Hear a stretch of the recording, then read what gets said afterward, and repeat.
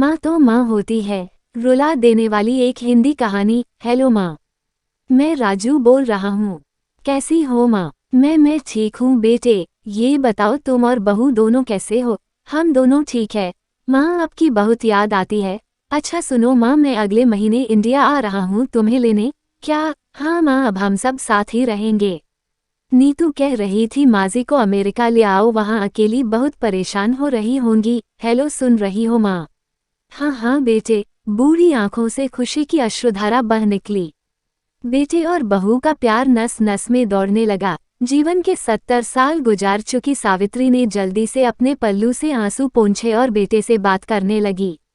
पूरे 2 साल बाद बेटा घर आ रहा था। बूढ़ी सावित्री ने मोहल्ले भर में दौड़ दौड़कर ये खबर सबको सुना दी। सभी खुश थे कि चलो बुढ़ापा चैन से बेटे और बहू के साथ गुजर जाएगा।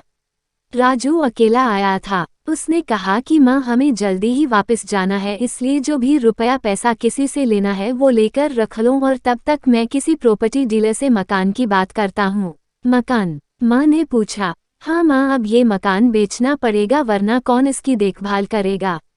हम सब तो अब अमेरिका में ही रहेंगे। बूढ़ी आंखों ने मकान के कोने कोने को ऐसे निहारा जैसे किसी अबोध बच्चे को सहला रही हो। आनन फानन और औने पौने दाम में राजू ने मकान बेच दिया।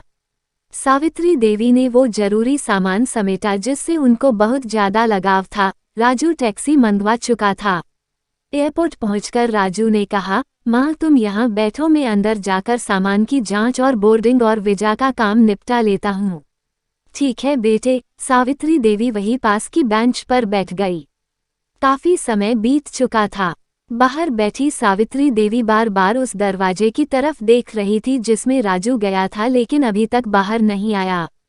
शायद अंदर बहुत भीड़ होगी सोचकर बूढ़ी आंखें फिर से टकटकी लगाए देखने लगती। अंधेरा हो चुका था। एयरपोर्ट के बाहर गहमागहमी कम हो चुकी थी। माँ जी, किससे मिलना है? एक कर्मचारी ने वृद्धा से पूछा। मेरा बेटा अंदर गया था टिकट लेने, वो मुझे अमेरिका लेकर जा रहा है, सावित्री देवी ने घबराकर कहा।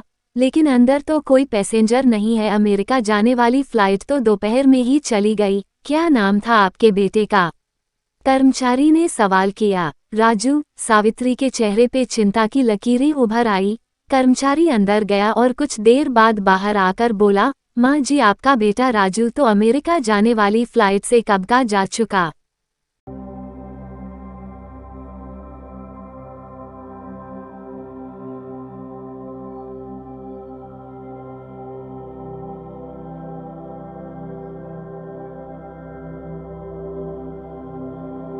क्या? वृद्धा की आंखों से आंसुओं का सैलाब फुट पड़ा। बूढ़ी माँ का रोम रोम कांप उठा। किसी तरह वापस घर पहुंची जो अब बिक चुका था। रात में घर के बाहर चबूतरे पर ही सो गई। सुबह हुई तो दयालु मकान मालिक ने एक कमरा रहने को दे दिया। पति की पेंशन से घर का किराया और खाने का काम चलने लगा। समय गुजरने लगा। एक दिन मकान मालिक ने वृद्धा से पूछा, माँ जी, क्यों नहीं आप अपने किसी रिश्तेदार के यहाँ चली जाए? अब आपकी उम्र भी बहुत हो गई, अकेली कब तक रह पाएंगी? हाँ चली तो जाऊं, लेकिन कल को मेरा बेटा आया तो यहाँ फिर कौन उसका ख्याल रखेगा? आँख से आंसू आने लग गए दोस्तों।